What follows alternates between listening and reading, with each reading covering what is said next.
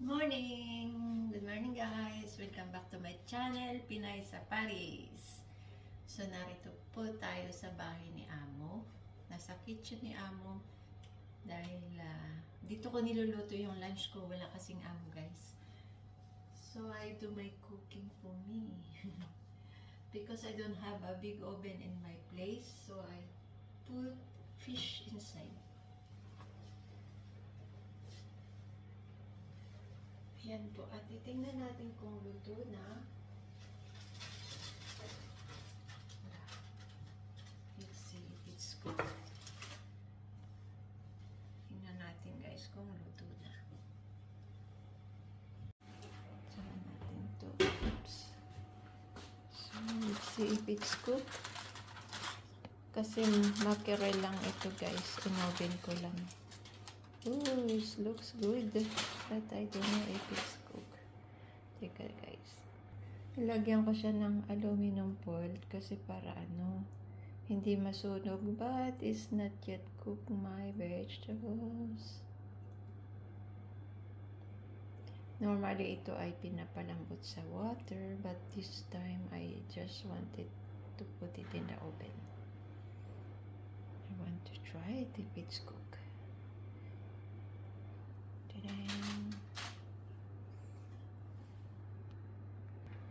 No, I still need 10 minutes cooking in the oven.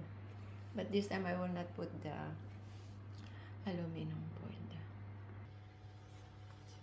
Ayan, mag-back na sa oven.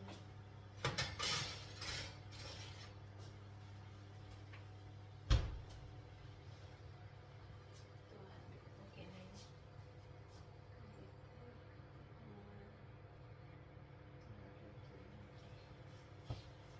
Wala. That will be my lunch. For my lunch. Tapos kain tayo sa terrace. Kasi walang doon sa taas. Sa terrace niya. And guys, at I wanted to eat here, but it's cold. Little bit windy. So, sayang. Sarap sana kumain dito sa terrace ni Amo. Dito sa table niya. Ito sana.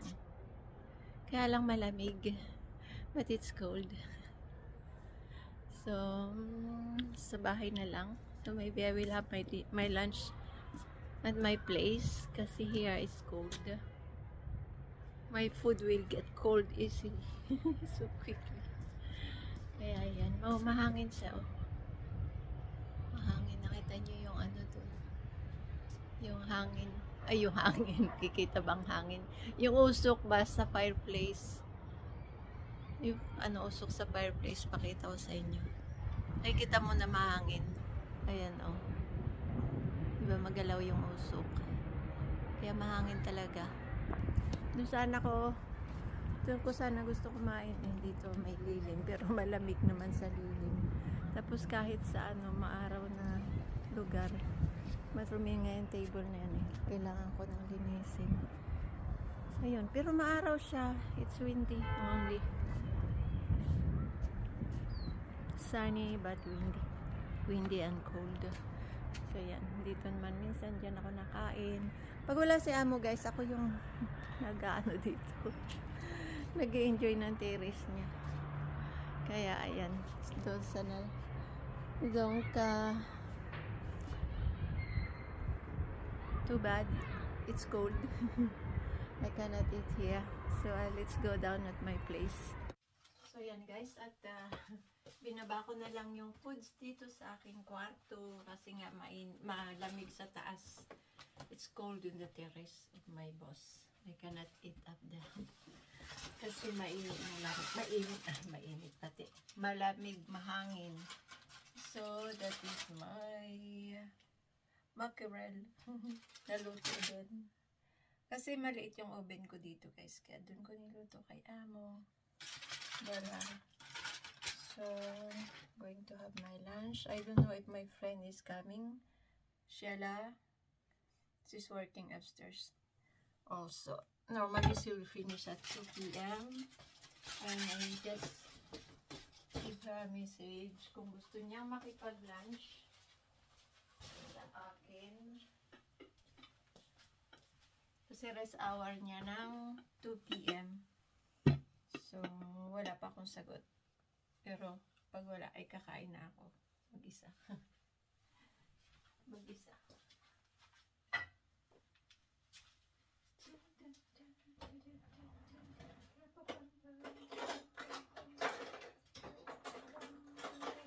Wala tayong sili. Walang sili. I don't have pili-pili.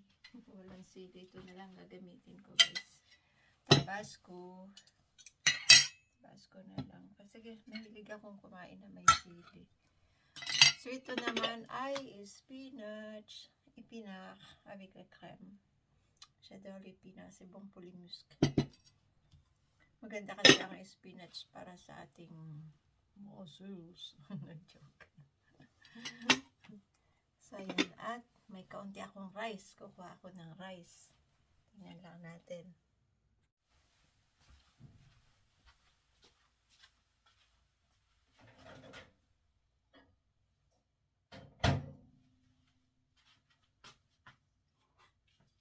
So, ito na ang ating rice. Rice is life. No, I don't eat all the time rice. Sometimes lang ito, guys. Kasi mas gusto ko vegetables. Kasi ito daw ay nakaka-diabetic. Sabi nila. Pero, hindi pwedeng walang rice. Ang Pilipina. So, yan po ang ating lunch. Wala pa si Sheila. Siguro hindi yun pupunta. Ito ang ating kakainin. Fish. Mackerel. Sa bango siya. I put a lot of olive oil. Ayan o. Olive oil yung nakikita niyo. Hindi yan oil, guys. Ha? Olive oil. Kasi ang olive oil ay maganda daw sa sabi nila. Puro sabi nila. Ayan ang ating spinach.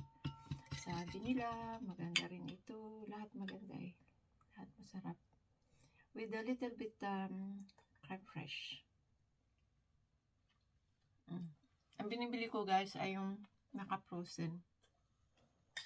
Kasi mura siya. Not so expensive when it's frozen. So, ayan. Kain na muna tayo.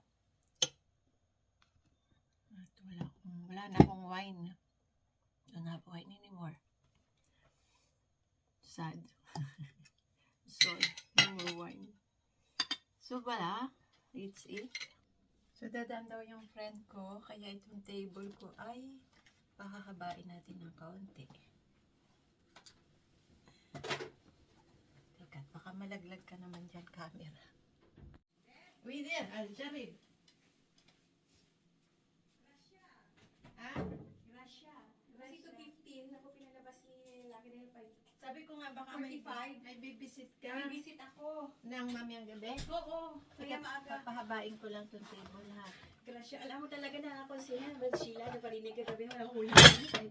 Sabi ko kasi alam ko wala kang ulam. Sabi ko, Niluto meron ko naman ng yung mackerel. sardinas at saka ano. Pero sabi ko bukas na ako lalabas kasi wala din namang isda ngayon eh. Nakabili ka. Oh my gosh. Nakakahiya, walang ulam. Galing mo ng Netherlands. Yan. Yan Pasosyal. And then walang pera. Ayan ang lakwat. Walang pambili. Yan ang lakwat. Nakatsera pagdating walang pera. Ano May pera naman, may pambili naman, walang Huwag mo time. sasabihin daw na walang pera. Kaya nga, walang time. Walang time. Kasi Kumain ka na. Hindi, nag-unti-unti lang ako. Sabi ko, hindi ko sure kung ngayon ang bibisit mo. Bibisit ako. Sabi ko nga. Kasi nabanggit mo nga sa akin, may bibisit Oo, ka. pero maaga ako. Pero hindi ko nga sure kung mamayang gabi o ngayon. Walang bibisit na ganyan sila dyan sa Tibet eh. Tali mo rin, may video pala. Nabilaukan pa yung dalaga namin. Nabilangkan. Nakain na pera. Ano bang lunch? O, hala, kain na. At Galing ang trabaho ha. Walang... galing trabaho yan eh. Andyan lang din ang amo niyan sa taas. Kuha muna ako ng ilang na ako tubig. Kuha ka ng ano dyan, boting bago, dear. Kasi ito ay inaano ko eh. Dinadirect ko. Kuha ka ng bago dyan, bote. Kasi para mo pa nag-iisa, no need ng glasses. Kaya, ito lang ang ulam ko ha. Sinong viewer dyan? Okay na yan. Ikaw. No, i-upload ko to dear. Upload ko to sa ano, YouTube. Hindi ko pa nga napanood yung kahapon. Ayan, nakain na. Mackerel. Ikain mo na. Mako. Ayan. May blessing na naman. Puaro. May blessing na naman Hindi tayo. Puaro. Puaro yan na hiniwa ko lang na maliliit-lik. O yan. Pataka na luto. Pambahay lang to ah. Pataka na luto yan. Then, dear. Yan, pataka. Ito, Tapos laing, ito masarap. laing, No, laing hindi. to. Spinach. Pero ang sarap niya. Kaya nga, kunin ko. Tikman mo, ang sarap niya. Yung spinach. Parang laing ano. Kain tayo. Kain po tayo. Ayan si Sheila, kapitbahay ko. Break sa taas. time. Yung unang buko pa nakalbo na yata dyan. nagtatrabaho. Nakalbo na yata sa katrabaho. No, hindi ka kalbo. Kulang lang sa kulay. Kulang ba yan? Oo, pareho tayo magkukulay na rin ako. Hindi yan kalbo yung... Hindi naman white. Pag naputi, ano ka? White na ba? Oo. Oh my gosh. Kasi Pero nito talaga mga workaholic kami kaya nagka-white hair. nakawalan tayo magkulay ng buhok. Kung magkulay dito, 100 euro agad. Sobra pa 150. Kaya- 400. Kaya nga ako na nagkukulay sa sarili ko eh. Noon hindi nagtitipid Kasi- ngayon, mamahirap. Ano to there sa ilalim? Ano lik? Yung pakwa ko. Paborito ko ang Sarap. Kaya nga, paborito ko. Olive yung oil yung ano niyan, yung kala mo ma-oil, olive oil yan. May yan. Olive oil. Tapos may itlog yung isda. Oh, libre ang lunch ko. Bayo kasi nga sabi ko, wawa naman, walang ulam. May ulam naman, pero hindi yung ulam na yung Naka-process. gusto mo na ulam ba? Kaprosit pa. Sardinas lang, yung mga itlog. Yun lang ang mga emergency na ulam. Pambukid na ulam yun. Pang emergency yun. Pang picnic. Hindi yung pang picnic. Kung wala ka na talagang ulam, yun na yun. Sa bagay. Mahal nga ngayon ng kilo nyo. Nung natsyempuhan ko, ang kilo ay 3 euro. Ang dami ko binili nun. 3 euro? Mm-mm. Ako nakatry lang ng 3 euro. Nag 3 euro talaga. Ang dami ko binili. 7 kilo yung binili ko. Natiyan ko na si Rose. Sabi. Yan, minsan naabot ng 14. Pero ngayon, 7 euro lang kuha ko. Tapos, Diyan sa Osyong? Ma? Kasi bait yung ano natitinda. Nalaglag lang kasi yung binibili ko. Pinalitan niya. Tapos, hindi niya natinimbang. Hindi niya natinimbang. Tapos yung sardines. Inubos niya. Nilagay niya lahat. 1 kilo lang binibili ko. Inubos niya. Kasi wala na daw. Wala na last na yun. Ang swerte mo. Wala na daw. Wala na daw kasama. Nilagay niya lahat. Sabi niya, si Pogo. Wow, si Jonty. Swerte. Swerte nga pag ano minsan. Yan, kain muna kami guys. Thank you. Welcome. Magligpit na. Naubos namin, no? Ayan, alis na daw si Sheila. Ako kasi ano na. Matutulog pa yan. Video ka na eh. Takot ka mag-picture. Okay, ayun, susi mo na sa'yo? Okay. So yan guys, at natapos na yung lunch namin. Ito naman po ipapakita ko sa inyo itong bahay ko sa Pinas. At ang daming bulaklak ng aking bougainvillea. Nung tinanim ko yan ay 2023 nung isang uwi ko. Tapos ang dami niyang bulaklak. Ito pong bahay ko ay natapos ko yan ng after 5 years. It takes time. Tapos nilagay ko na lang yung kubo ko dun sa loob kasi inaanay dun sa labas. Yan, 5 years kong pinagawa yung bahay ko ngayon guys. Tagal din. Kaya namimiss ko na naman. Yung next year na naman ang uwi ko. So yun nga, nagtanim ako dyan ng mga bougainvillea sa labas ng aking bakod. Pero sa akin pa naman yung lupa ito sa kabila. Tapos, ayan, ang dami ng bulaklak. Nung isang uwi ko, malungkot ako kasi nga hindi na siya, ayaw niya mamulaklak guys. Tapos ginawa ko siya na, nung last February, nung bakasyon ko doon. Yun nga, tinry ko ngayon, nakita ko sa YouTube, dinilig ko nga ng bitchin.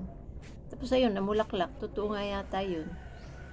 O talagang after 2 years lang talaga siya namumulaklak. Pero palagay ko totoo kasi ang dami-dami niyang bulaklak eh. Ayan, pati dun sa aking swing, pinagapangan ko kasi yan ng bougainvillea. Ayan, ang ganda na rin. Tapos yung mga batang makikita nyo dyan ay tatlo yan. Apo yan ng aking kuya. Tapos inampun ko na lang din. Kasi hindi napapag-aral ng nanay nila. Kaya tuwang-tuwa din yung kuya ko. Bali yung kuya ko ay siya yung nagkikir-tikir ng bahay ko. Tapos isa pang kapatid ang nagkikir-tikir ng bahay ko. Tapos ang ginawa ko guys, pinagawan ko rin sila ng bahay dito sa sa katabi ng bahay ko. 2 bahay na maliit ang pinagawa ko dyan. Not yet finished kasi nga the 2 small houses is not yet finished. Kailangan ko pang papinturahan.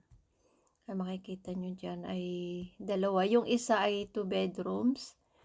Tapos yung isa dyan ay napaliit kaya hindi ko pa inaano. Yan, yung isang yan, yung may hagdan na nakasandal. Papaanoan ko pa yan, papadagdagan ko, papalakihin ko. Kasi napaliit siya eh. Tapos yung bakanting lupa na yan ay bahala ko sanang patayuan ng apartment, kaya lang mukhang hindi na kaya ng budget. Kasi ilang taon na lang retired na ako eh. Kaya bahala na kung kakayanin pa. In 4 years to 5 years retired na guys ako. Balik na ako sa Pinas. Magpo-for good na. Kaya ayun, marami pang mga plano sana. Kaya lang syempre, tagal na rin ako dito sa abroad. Kaya uuwi na. Ituwa ako pag ako nauwi sa Pilipinas. Puro ako tanim. May tanim ako dyan yung mga gabi. Tapos yan nga, mga bulaklak. Tinanim ko 2 years ago yata, in 2023. Ayan guys, at thank you for watching. At please subscribe. Ayan, ang video na yan ay pinadala ng kapatid ko. Kasi nga natutuwa siyang ipakita sa akin ang maraming bulaklak ng paligid ng bahay ko. So ayan po, 2 kapatid ko ang nagkikirtiker ng bahay ko. Tapos 3 apo ang naandyan. Apo ng aking kuya. Bye!